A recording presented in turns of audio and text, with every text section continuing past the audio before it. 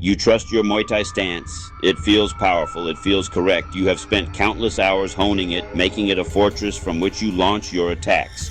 But that very fortress has a hidden vulnerability, the proud, upright posture that allows you to deliver devastating kicks and sharp elbows can also become your undoing. It can expose you to a swift, unexpected takedown that leaves you on your back before you can even react. This is not just a theoretical debate among martial arts enthusiasts. We see this reality play out in sparring sessions and matches. Recent cross-style bouts in 2026 where grapplers have grounded pure strikers with surprising efficiency. The problem lies in the core mechanics of the stance itself. It is a structure beautifully optimized for stand-up striking within a specific rule set.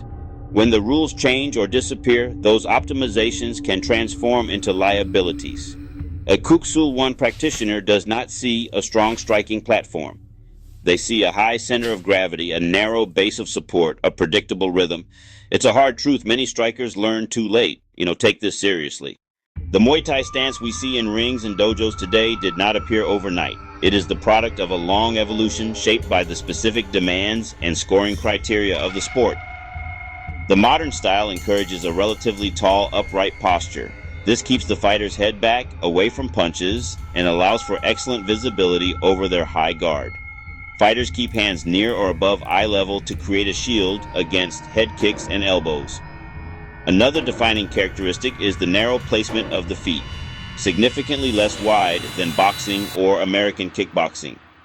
This narrow base facilitates rapid checking and quick teeps, a fundamental defensive rhythm. Judges reward powerful, effective strikes. The upright stance that maximizes kicks and clinch control is therefore rewarded. Generations adopt this posture because it works within Muay Thai rules. Specialization is a double-edged sword.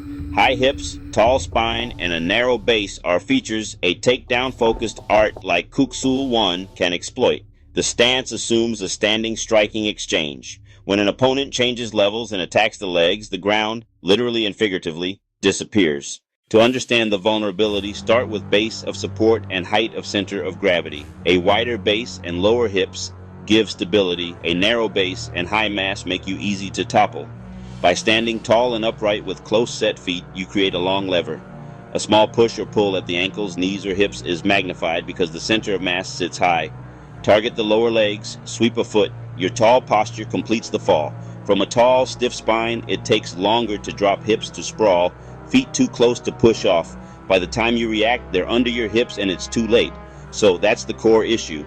You're in your familiar stance, lead leg light, ready to check or fire a quick teep. You feel confident.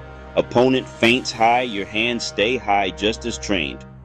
But the real attack is low. They drop beneath your line of sight, attack your base, hook the ankle, tug the wrist, and your world tilts. You can't post or sprawl. Kuk Sul Won, a comprehensive art, includes joint locks, throws, sweeps, and low-level entries designed to control and ground an opponent.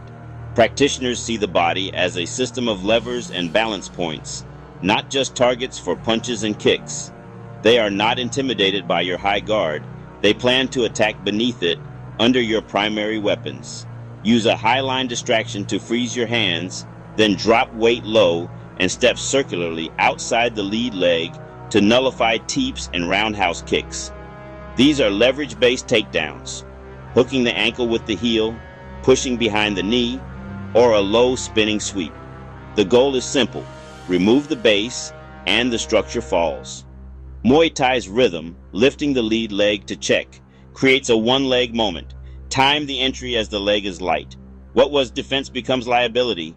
The standing leg is the single point of failure. Yeah, that's how it typically unfolds. Visualize a Kuk Sul Won takedown against a Muay Thai stance. It's misdirection and leverage, not brute force. The sequence begins with a feint. Flash the hands high, feint a kick. The striker raises the guard or prepares to check. Posture stays tall. As they react, drop the hips and take a low circular step to the outside of the lead foot, underneath the high guard and inside kicking range. From this low level, you're less exposed to a heavy knee or elbow. Now execute. Lead foot hooks behind the ankle. Catch the heel, called a heel hook, or use a low ankle sweep. Simultaneously pull the upper body or control a wrist. Sweep plus pull creates rotational force. The narrow, upright stance can't resist. The lead leg is swept away, center of gravity collapses, and the striker falls backward or sideways. Final detail, maintain wrist control to prevent posting. That secures the takedown and enables an immediate transition to dominant position or a submission.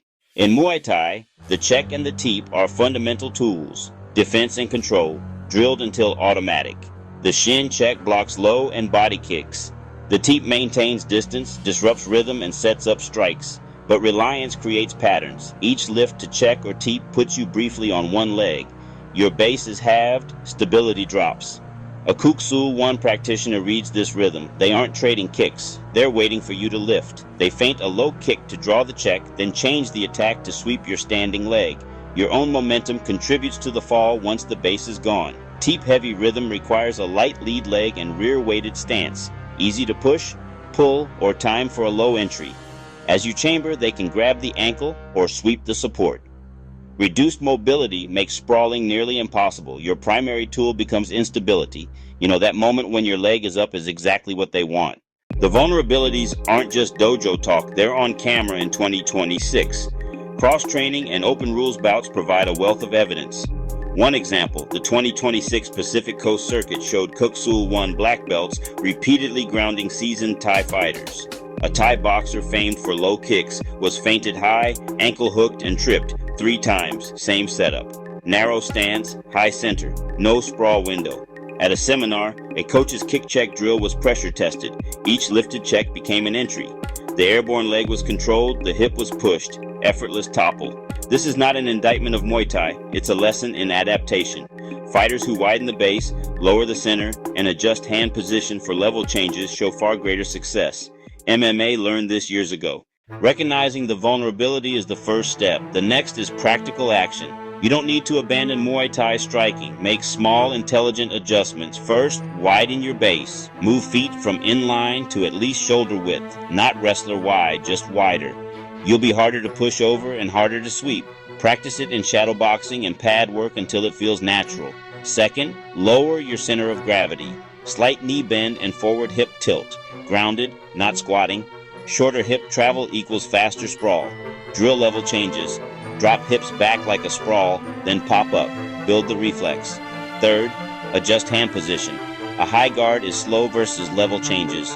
Try a moderate guard at chin or chest to frame. Push the head down or underhook quickly. Drill slow shots from a partner. Get hands down to form a barrier. Finally, integrate low-level defense. Drill ankle sweep defense, wrist releases, and posting a hand to stop a fall. A few minutes each session builds reflexes. Your stance is the foundation upon which your entire fighting system is built. A powerful structure cannot be built on a flawed foundation. The traditional Muay Thai stance is brutally efficient for stand-up striking. But in 2026, specialization can be a liability. No single stance covers every threat. The evidence is clear. A high center and narrow base make you susceptible to low-level takedowns. The physics are undeniable, and the footage confirms it. This isn't a slight against Muay Thai, it's combat reality. You don't need to abandon your art, you need to augment it. Train smarter, widen your base, lower your hips, mind your hand positioning, patch vulnerabilities without losing power. Incorporate drills for level changes, breaking grips, sprawling, and staying on your feet. Don't wait until you're on your back under the lights. Fix the gap now. Train smart, stay balanced, stay ready. Here is the reality. Your stance can protect you or expose you. Do you think the Muay Thai stance needs to evolve, or is this overhyped? Drop your thoughts below. If this opened your eyes, hit like, share it with your training partner, and subscribe with notifications. The next video breaks down how to fix this vulnerability step by step. Do not wait until it gets exposed. Fix it now.